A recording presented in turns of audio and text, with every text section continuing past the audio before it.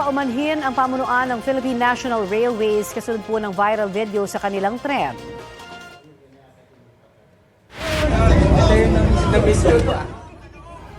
Makikita po sa video ang siksikan at talakan sa kasagsagan ng rush hour ng mga pasahero sa PNR Magallanes Station noong Huwebes. Paliwanag ng PNR, isa itong isolated case na iniimbestigahan na at sisikapin nilang hindi na maulit.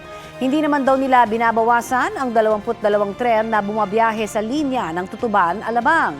Maliban na lamang kung hindi peak hours. Kung nais makaiwas sa siksikan, mayroong mga bus tuwing alas 9 ng umaga at alas 3 ng hapon na Tutuban-Alabang din ang ruta.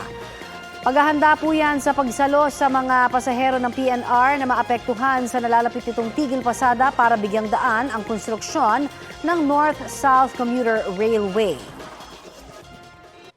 Kapuso, para sa mga maiinit na balita, mag-subscribe sa GMA Integrated News sa YouTube. Sa mga kapuso naman abroad, subaybayan nyo kami sa GMA Pinoy TV at sa www.gmanews.tv.